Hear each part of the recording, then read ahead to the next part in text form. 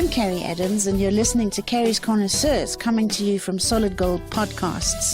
Here we talk to the movers and shakers, the drinkers, the dreamers, and all the people who make it happen in the liquor and luxury industries from around the world.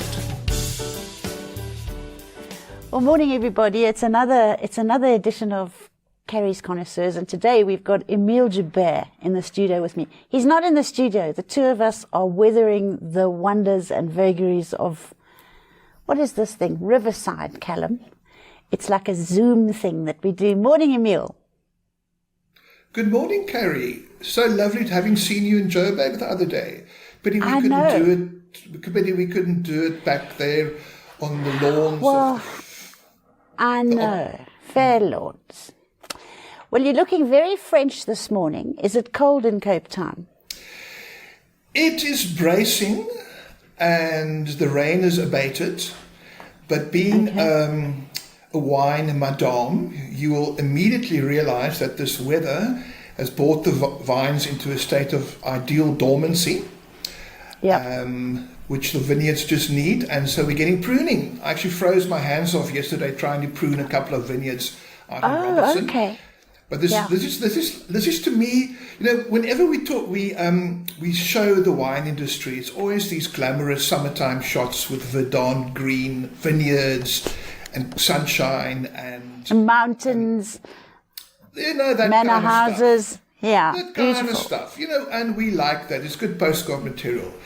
But there's just something so evocative and enchanting about a vineyard in winter that is very dramatic and moody. And that's where the next season's quality comes from, So that's why people like you and me, that's why we're in the wine industry, because it's really those vineyards that we love. I adore those vineyards. I could set up a tent, and I don't do camping, but I could set up a tent in a vineyard and stay there forever. Yeah. So what did you prune yesterday? Did you prune at the Wetshof? Yeah, some Chardonnays. I was just out there for my monthly visit. Where I drove you out one day, I remember correctly. Yes, I remember. Visiting the vet family. And as a media consultant who has to market wine and write about it and communicate it on behalf of my clients in the outside world, I always try and kind of get my hands dirty. Because if you prune a little bit in the vineyards and you're involved at the harvest, or you rack a couple of barrels, you kind of get to know what you're talking about. And I enjoy doing that because it's fascinating. Well, it's quite important as well. If you're going to be writing, it's quite important to know what you're talking about. So let's to get the atmosphere. We'll go again there. Let's just tell everybody why I'm talking to you. Emile isn't just a South African who looks like a Frenchman. He doesn't just talk shit about wine in silly tabloids. Emile actually is a very interesting person in his own right. And before we're getting on to De Wetshof, which is why I contacted you in the first place for an interview, I want you to tell my listeners and viewers about you. You own a media company at the moment, a PR company, and you've been involved with the De Wets for a very, very long time. But let's just talk about you. Born in Cape Town, a 60s baby like me. Did you do all the stuff? Sex, drugs, rock and roll? Tell us, what have you done? Well, you carry your 60 much better than I do, Carrie. So, I was 4 years born in Cape Town to parents who have always been journalists. My dad worked for Die Burger newspaper all his life. That's the Afrikaans daily paper in Cape Town. Die Burger. That's correct.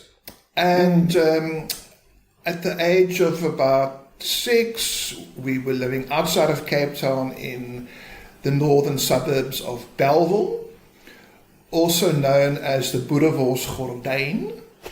I'm going to say, and you even admit to living in Bellville. Okay, I'm proud of you. Yeah, I'm proud. And there I was, going about my way. My dad was driving into Cape Town to work at the Burger newspaper, and my mom was a homekeeper, and I just started school, and I was growing up as a normal Afrikaans boy in the Boerewors Gordijn. And then what happened in Sub A, 1970, I was hauled out of class and told to go and sit in the English class because news had come that my father was going to be transferred to London. Oh, what a gorgeous surprise. You remember those days, Carrie? All the media houses, South African media houses, had offices in London. The Star Group, the SABC, the Afrikaans newspapers, they all had offices and their families lived in London. So I was plucked out of my Belleville roots as a 6-year-old and dumped in swinging 70s London, beginning You of see, the that's 70s. why I loved you. I never knew that, but that's why you're so switched on. So we were living close to the King's Road in Kensington, and I couldn't speak a word of English, and I had to take my bus to St Mary Abbott's Primary School of Church Road in Kensington, which to this day, you can drop me down anywhere in London, and I will find St Mary Abbott's Church Road. I was there in primary school, and it's next to a church, called St Mary Abbott's. And that's Strange then. It's an ancient church, and that was the church where Mick Jagger and Bianca Jagger got married. Okay, you see, full of useless information. So in any event, and then we lived in London, which, formative years. I lived there for 4 years between the ages of 6 and 10. And then obviously I became a little pom, running a little pom, listening to pop music and I was an English kid, basically. Because at those times... So cute. Despite being an Afrikaans family, my parents weren't going to force me to speak Afrikaans at home and so forth, because I had to get through school and this kind of thing. And it was just a great formative years. Came back to South Africa at the age of 10, lived in Sea Point, which was just fantastic. Having spent 4 years in the UK and suddenly living close to the beach, I spent my days going to school and then...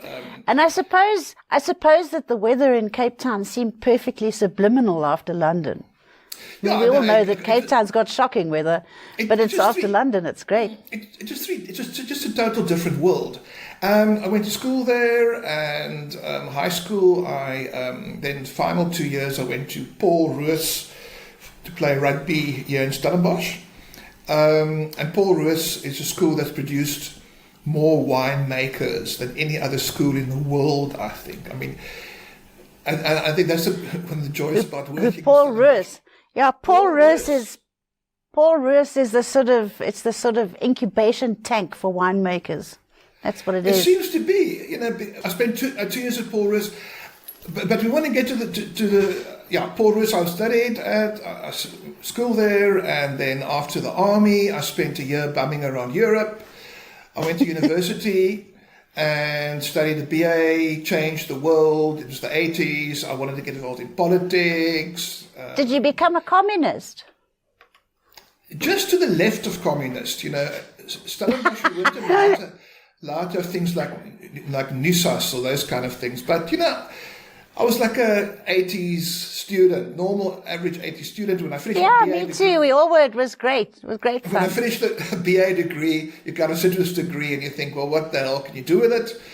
But I'd always lived in the house where, in those days, there were typewriters clanging as my mom and my dad were writing their reports over weekend and writing.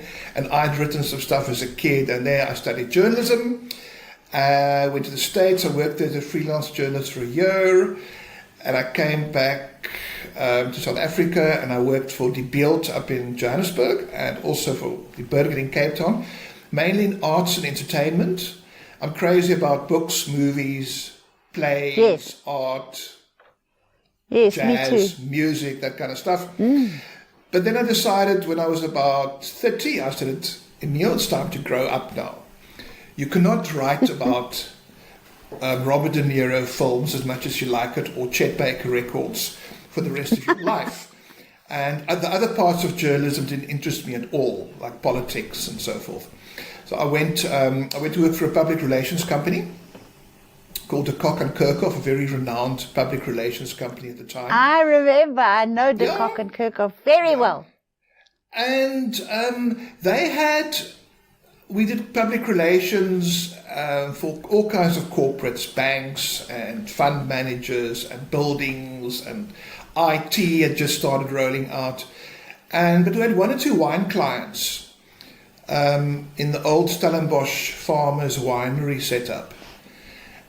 And when I was put to work on these accounts, I kind of said to myself, this is something I can do. This is something I want to do. I wouldn't say at that time, in the mid-90s, I was a wine collector or a big wine taster or anything like that. But I felt it was familiar terrain because my parents, South Africa's wine consumption is 7 litres per person per year. But for journalists, not an awful lot, is it? Not, but for journalists, it's about 37 litres per person. I'm going to say we sort of push up that average a teensy bit, I think, and then I'm sure I drink more than 7 litres of wine a year. And my parents had always loved wine. They were very young when we were kids, and they drank Lieberstein back home here in South Africa, and Paul Pelé and so forth.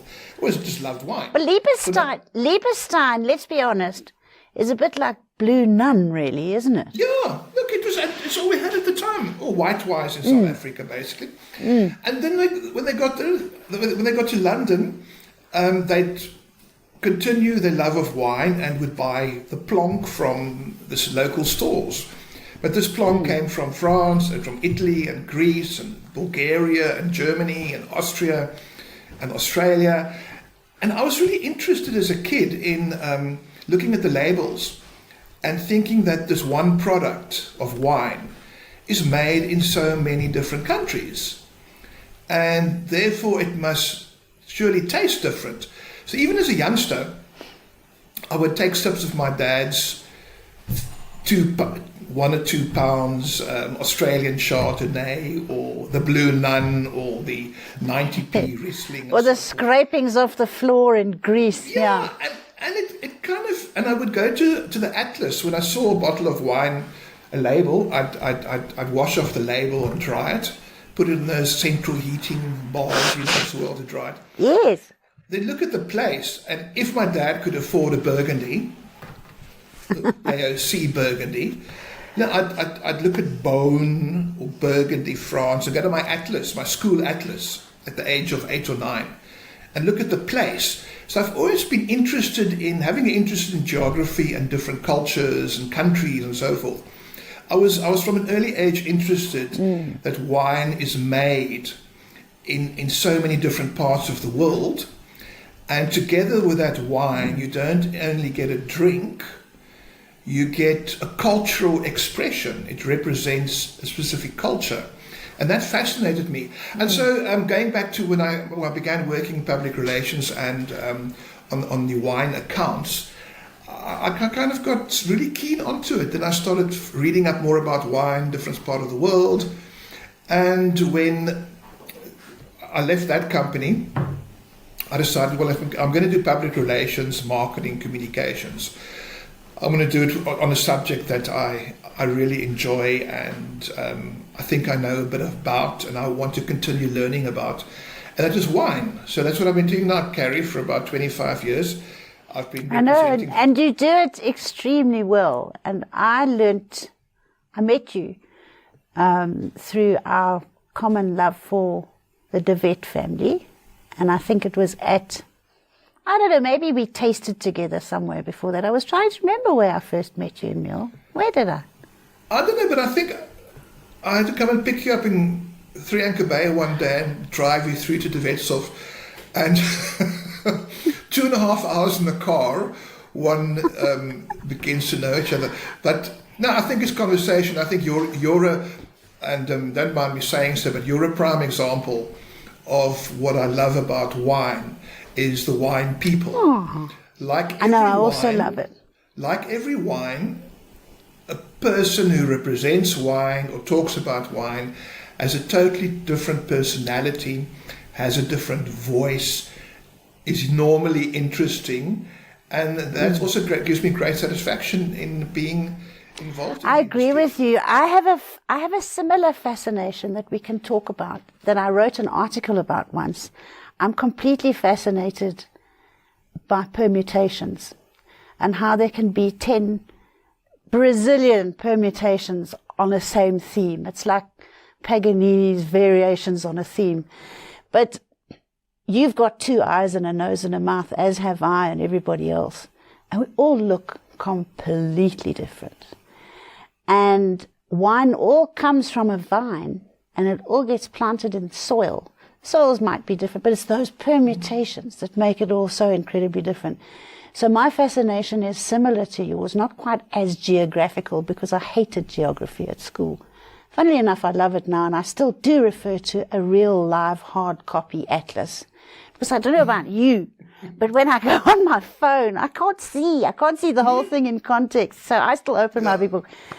So the geography of it has become much more important. And of course, as we all studied wine and got a little bit further into it, we had to get into geography and topography and terroir, as they love to call it.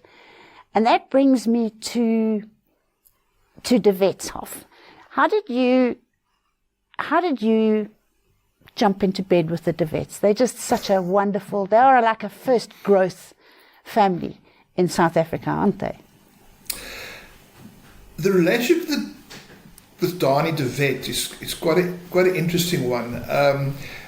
My parents, being journalists and loving wine, had always had many wine-making friends.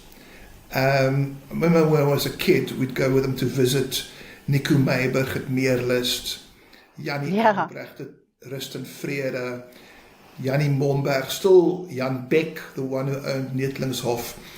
So we had many friends in the wine industry. And Hempies du Toit. Hempies, I still went to ask Hempies if he could help me with a job before I backpacked to Europe in the 80s. So, and my parents were very personable people and journalists, so they'd, go and attend these parties and visit people on wine farms, and it was part of their broad church of friends. Now, the De Wets, you'll find this interesting.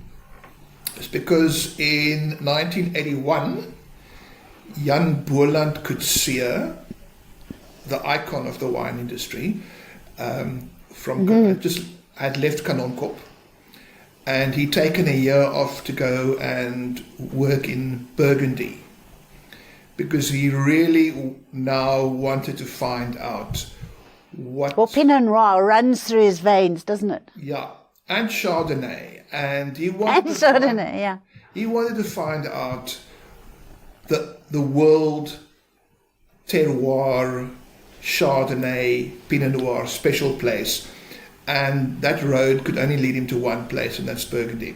So Jan plucked up his family, went to Beaune, and worked for Joseph Drouin, which is one of the big negociants and vineyard owners right in the middle of Beaune. Anyway, so this is 1981. Now, you will remember, although you were only a sprightly 20-something-year-old at the time, that in 1980, we only had 35 hectares of Chardonnay in South Africa. Is that so? Yeah. I was living in London then, so I wouldn't have known and I wouldn't have cared. You wouldn't have cared. But yeah, I was... Shame on you. I expected a bit. I wasn't worrying about Chardonnay when I was 25. So at that time, the wine community, parts of the wine community in South Africa, said, guys, to take the next step into the wine world, we have to get varieties like Chardonnay, Sauvignon Blanc, Cabernet Franc, Merlot into South Africa, because at that time they were the whole winelands were only planted with Chenin and Cinsault. And Cinsault, yeah. But nothing wrong with that. But if you want to go and sell a wine internationally, the chances of hitting an American market or European market with Palomino or Chenin, it's not going to happen. But we've got no Chardonnay, we've got no Sauvignon Blanc. We've got no Merlot, we've got no Cabernet Franc. Let's get some new material into South Africa. But to plant a new grape variety in South Africa, you know, I'm looking for a comparison to how difficult it was at the time. But basically, it would take you 20 years to introduce a new variety into South Africa due to the regulations that were in place. So a couple of Chardonnay lovers and acolytes like Dani de Wet said, I'm going to bring in Chardonnay illegally into South Africa. I was going to say it was contraband, wasn't it? It was it was like trying to buy a Penthouse magazine or something. Yeah, we're going to smuggle it into South Africa, and we're going to plant it and see how well it does in our vineyards. Okay, so Dani de Wet is one of them. So he called up 1981, he called up his friend Jan Boland, Koetsier in Burgundy, and said, Jan, I'm going to take the chance of planting some good Chardonnay on de Wetshof. I want you to pick a vineyard in Burgundy and get 2 bunches of cuttings for me. In the winter, you take the cuttings, and if you can smuggle those back to South Africa, I can propagate them and plant them on my farm, which I'm going to do. So Jan, loving this kind of stuff, obviously, because he also wanted to bring Chardonnay back to South Africa, but he still had a couple of months to go to finish out his term working as a winemaker. Drouin. So Jan did find a vineyard. It's called the Clos de Mouche vineyard owned by Drouin. I was going to say, which vineyard did they come from? Was it Clos de Mouche? Clos de Mouche, yeah. And it's the first vineyard Drouin bought was the Clos de Mouche. So Jan selected the vineyards, he cut them off, got the cuttings, wrapped them. But now what he needed was a mule to take them back to South Africa. Was it you? No. I must say, I was in the army in 81. No, but my father, who was a friend of Jan and was a magazine editor at the time, had happened to swing by in Burgundy to say hello to his friend. And as he was leaving after a 3-day jaunt, Jan said to my dad, man, just take this parcel back to South Africa.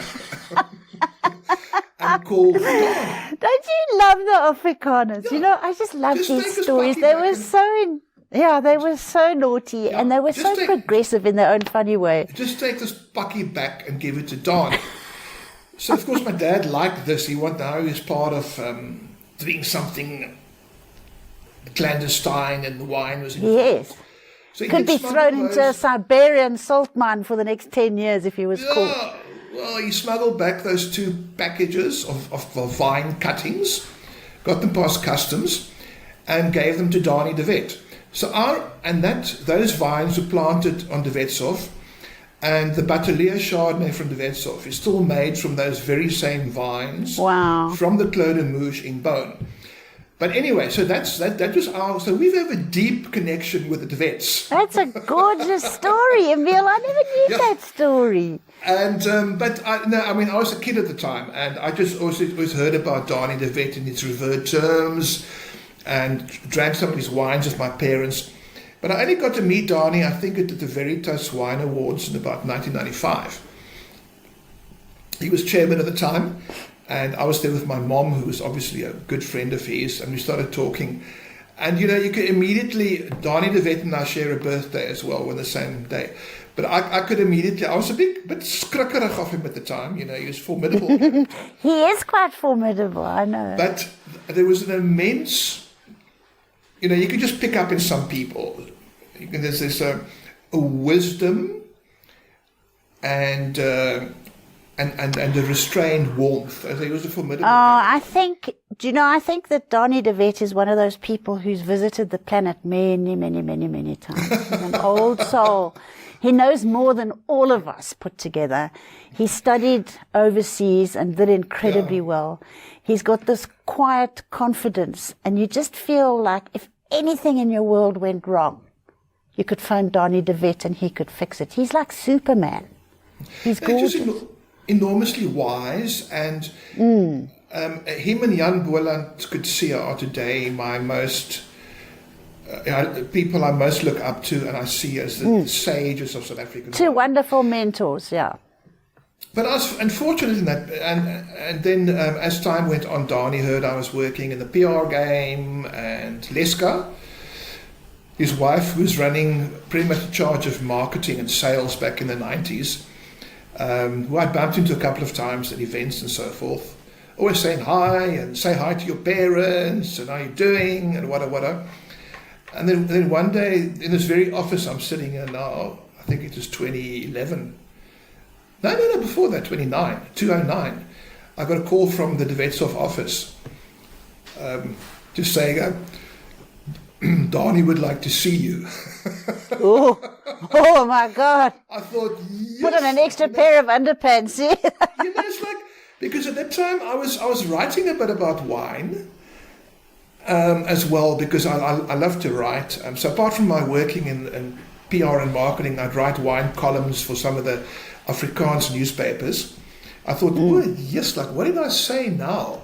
What happened? Anyway, I drove out there and they started chatting to the whole family, and they asked me to start working for them, writing a couple of newsletters and a press release and so forth.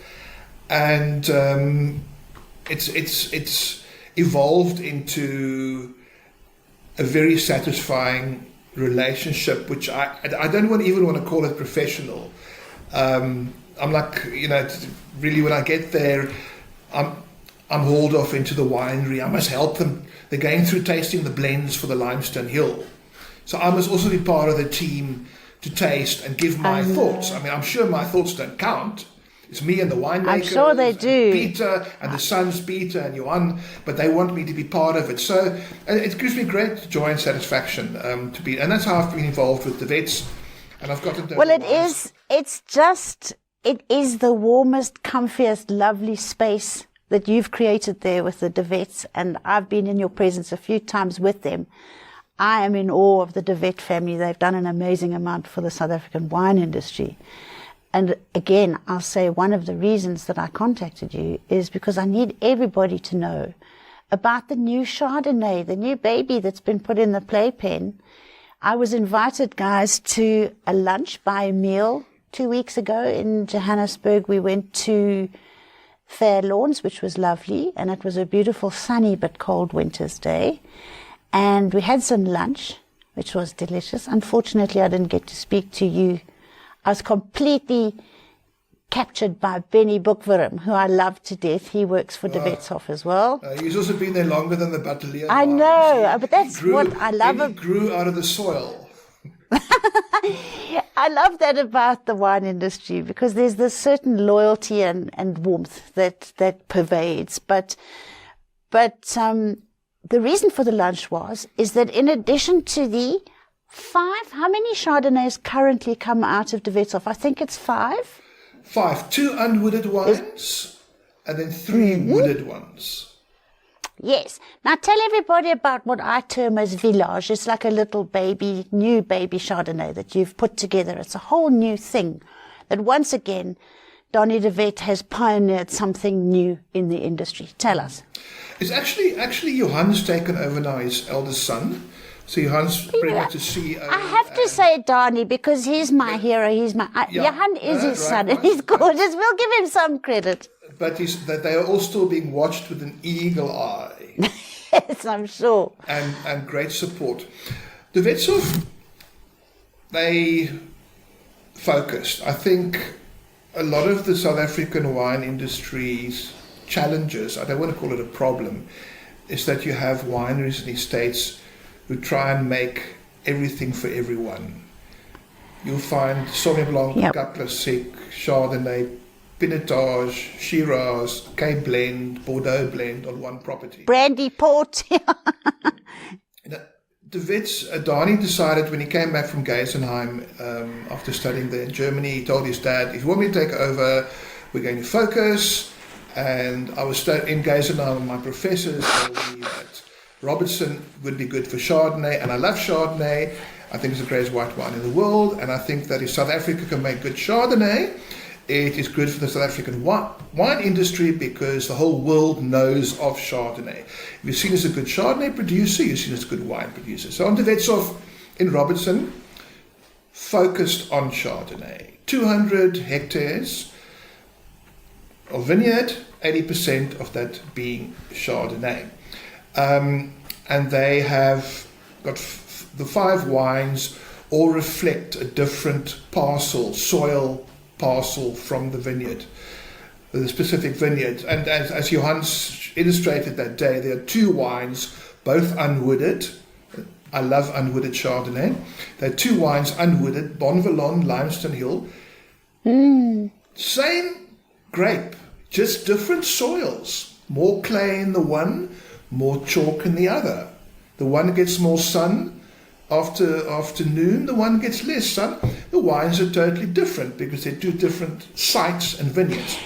Do you know, Emile, I'll interrupt you there for 1 minute. The first year, I think, that I joined solely at Norman Goodfellows, which is about 200 years ago, I think it was that year that Bonvalon received 5 stars in Platter. Did it ever receive 5 stars in Platter, or got double gold at Veritas, or something very important, very smart? And I think I sold more Bonvalon than anybody on planet Earth. It was so delicious. I loved that. Very interesting unwooded Chardonnay. And that was coming after having been living in England, where I drank all these sexy French Chardonnays. It's a lovely wine, and it was the first unwooded Chardonnay. The first unwooded Chardonnay in South Africa. And it also got a top 100 Wine Spectator Award in 2021. Now, you know, to get a top 100 in the world from the Wine Spectator with an unwooded South African Chardonnay is quite. But anyway. And it's inexpensive. How much is it? It's not expensive. It's about 120, 130 rand a bottle. Yeah, no, it's gorgeous. Yeah. Everyone should have some in their cellar. Okay. Sorry, I interrupted you there. So Carrie, let me take you. So ever since I've been involved with the vegetables, they've had the 5 Chardonnays, 3 wooded ones, 2 unwooded, all from different vineyards. But now,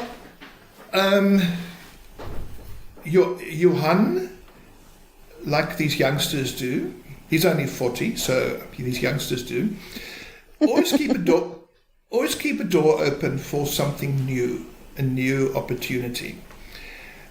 And him and some of the other Robertson Chardonnay producers, predominantly Philip Jonker from Weltevrede, also a huge Chardonnay acolyte. Fab Chardonnay, yeah.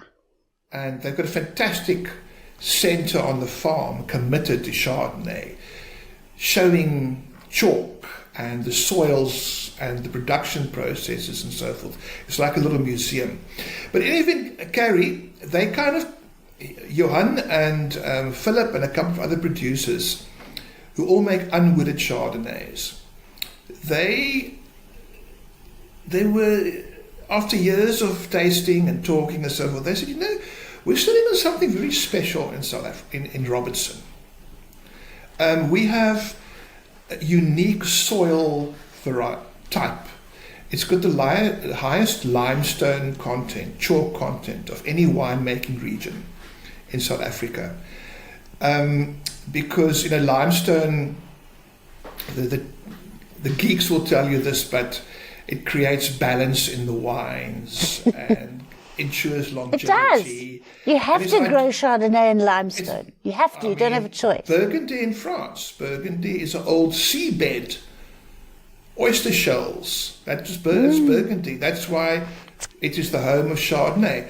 Robertson, although being 90 kilometers from the ocean, was gazillions of years ago also covered with ocean. And they're still finding skeletons of ocean critters and skeletons of dead abalone divers, you know, in the soil. That's a joke. That's a joke. It was gazillions of years ago. I did laugh in case we offend anybody. So there's a lot of fossilized stuff beneath those soils, which leads to a kind of a bright, flinty, mineral expression in the unwooded I know. Chardonnays. You want to have a sip of that Chardonnay and you want an oyster to go down your throat just straight afterwards, hey? And the likes of those wines are not found anywhere else in South Africa. It's a stylistic fingerprint only in Robertson. So they said, why don't we create, us 8 or 9 unwooded Chardonnay producers, create one brand of Chardonnay that is sold or presented under our specific wineries' labels. So the overriding term is called calcrete. Calcrete refers to the calcareous soils. Those are all those sea shells and fish bones and stuff I was telling you about. That People bones. So calcrete is the overriding name. It's a style of Chardonnay only from the Robertson area, made from those calcareous soils. And that wine is then bottled under the label of the various producers. So yes, we had the other day we introduced you to the De Wetsoff calcrete. Unwooded. So are they all going to be called calcrete? So when Philip Jonker makes one at Weltevrede, it's going to be Philip Jonker or Weltevrede calcrete. Yeah, you will have. So it's like a village. We'll get to that, but I mean, it's like village is more of a determination of quality, where calcrete is an overriding blanket term. So you'll find a Bon Courage calcrete, a De Wetsoff calcrete, a Weltevrede calcrete. And, so it's like a Pullini or like a Mercer. Yes, exactly. Or like a whatever. And so yes. I think it's number one. It's the producers claiming something unique to them, and offering the consumer a point of differentiation. It's like Chablis in France. Yeah. Chablis. Lots of people make Chablis. Yeah, you don't make Chardonnay. You make Chablis. Yeah. You don't make French Chardonnay, you make Chablis. It's mostly unwooded. It's also very flinty. So it's not copying. Nobody can copy Chablis. But I think the long-term goal is to highlight something unique from the Robertson area, and also to create a brand. So hopefully, perhaps in 20 years' time, when somebody's sitting at a sushi bar here on the waterfront and wants a glass of pleasant dry white wine, they won't be asking for a unwooded Chardonnay. They'll say, I wonder if they've got a calcrete from someone. They'll be asking for calcrete. So it could become a total brand. You'll even forget it's a Chardonnay. It's like a Sancerre, a Cru for May. You don't ask for a Sancerre Sauvignon Blanc. Yeah. You ask for a Sancerre. So that's the thought behind it. And that was the wine we introduced you to the other day. Unwooded Chardonnay, made from a special vineyard with extremely high limestone calcareous soil content, and putting something new onto the market. Because as much as I believe in provenance, legacy, heritage and tradition, we are a new world wine country where innovation still has a role to play. And I think this idea is collaboration and a point of differentiation.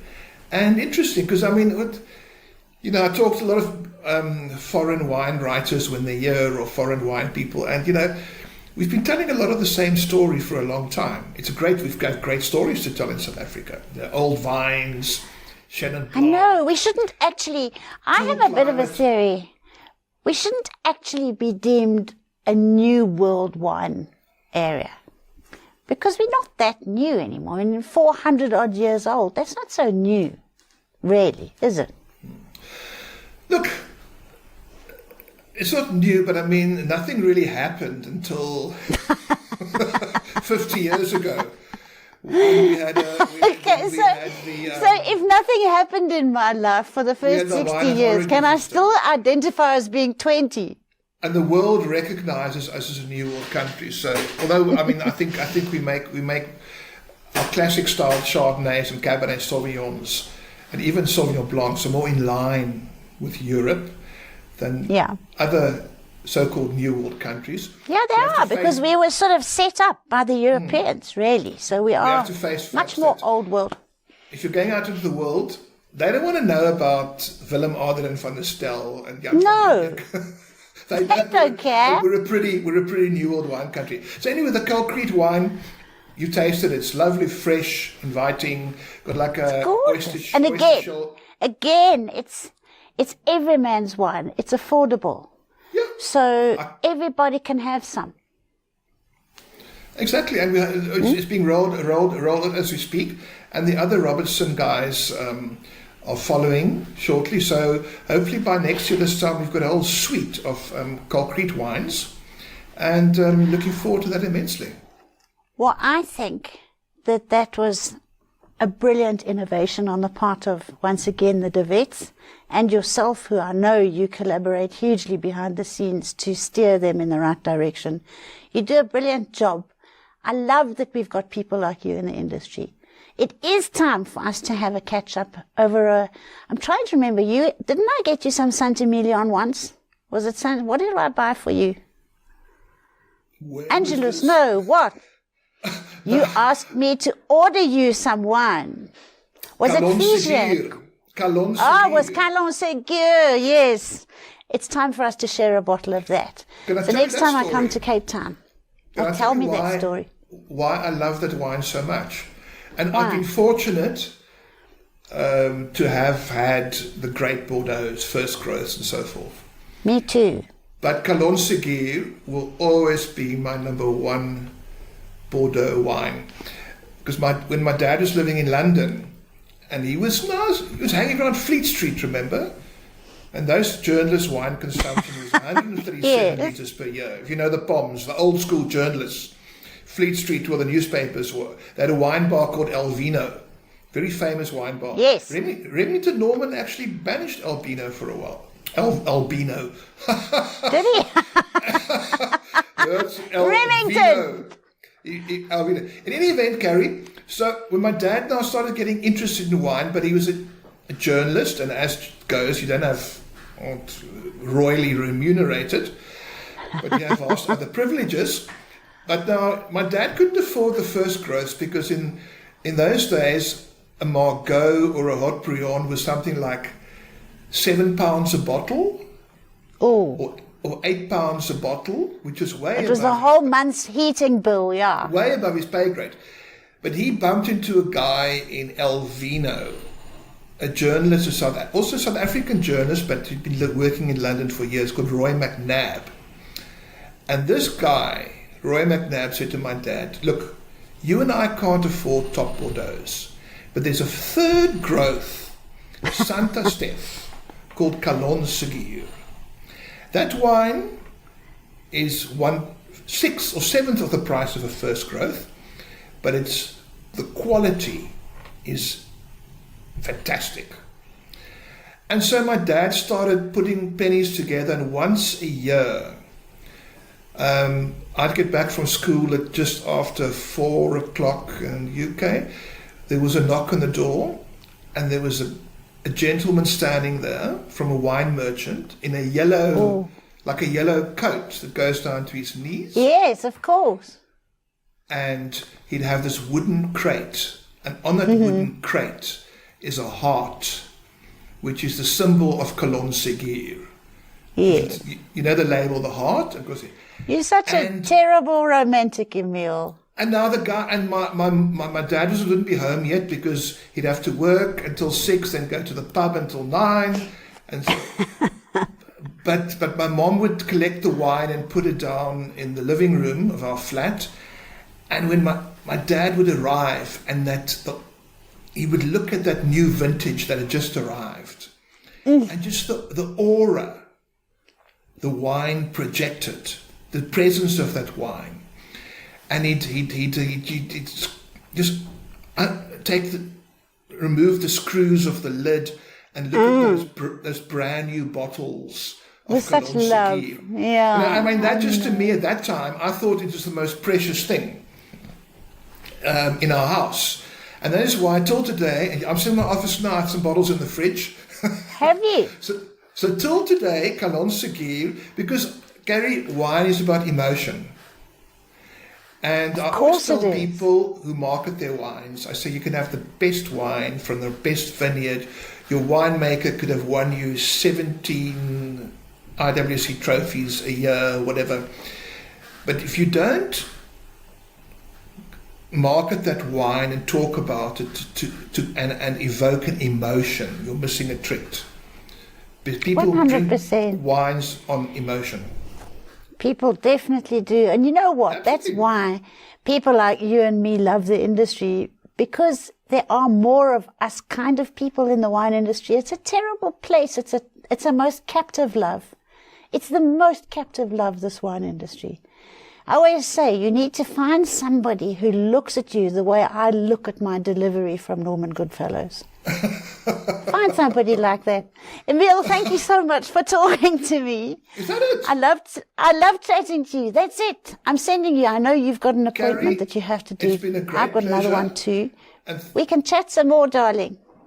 it's a great pleasure. Thank you very much to you. And thanks for providing this platform.